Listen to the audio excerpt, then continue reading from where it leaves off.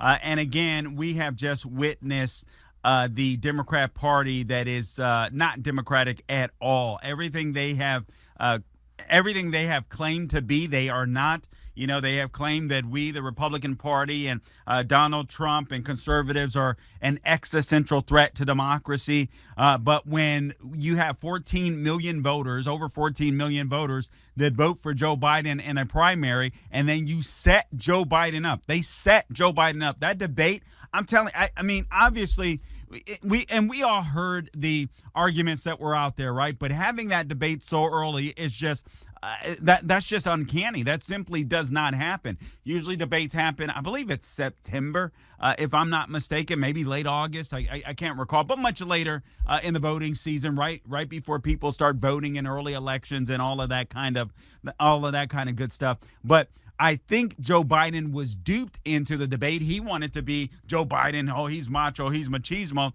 But Democrats were looking at this as a way not to examine Joe Biden,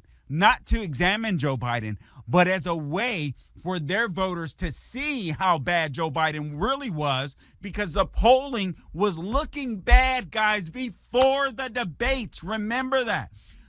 Joe Biden was starting to lose in swing states. They were throwing everything at former President Donald Trump. It was not going their way. It wasn't going the Democrats' party's way.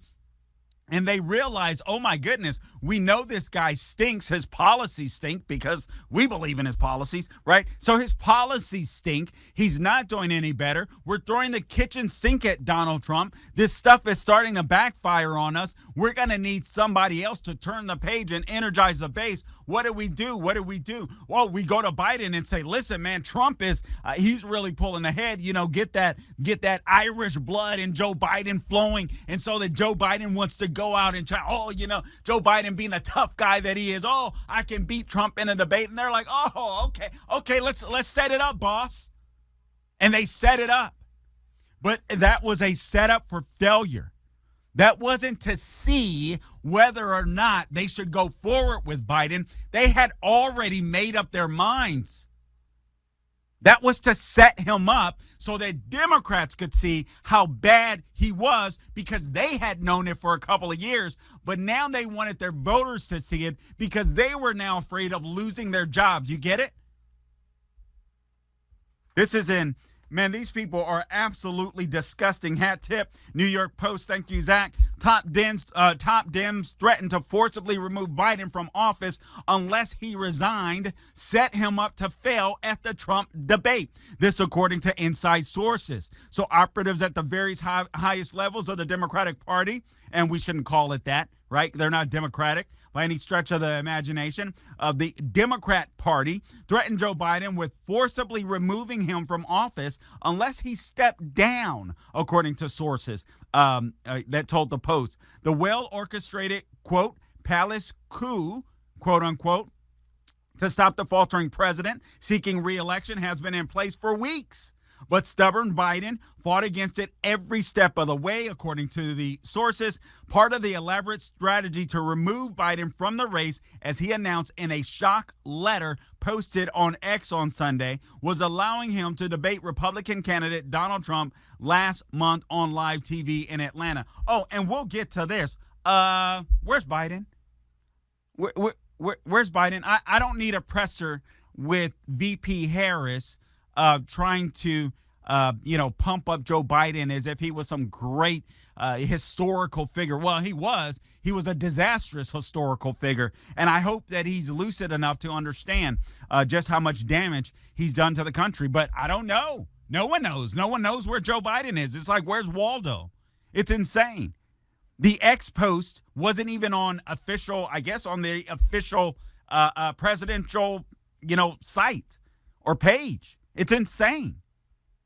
We really don't know who's running the country at this point.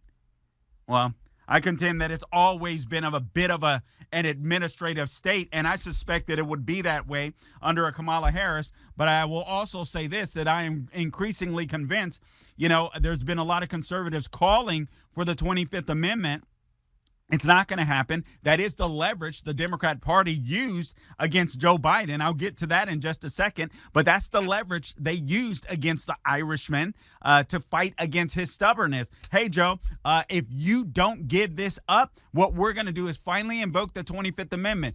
So don't think that Kamala Harris wasn't a part of this as well. Because remember, guys, she's the one that has to initiate the 25th Amendment.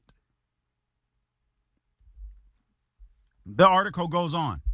Part of the elaborate strategy to remove Biden from the race, as he announced in this shock letter posted on X Sunday, was allowing him, again, to debate Republican candidate Donald Trump on TV in Atlanta.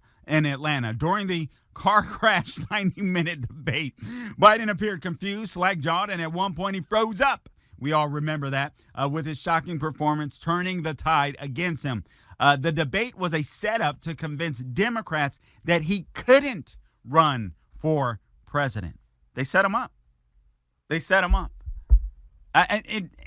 Honestly, I remember saying at the time, this feels like a setup. Like all you have to do is pump him up and, tell him, hey, Trump wants to debate you, or, just make him try to behave like he's the tough guy. He was going to accept a challenge, and he stupidly did.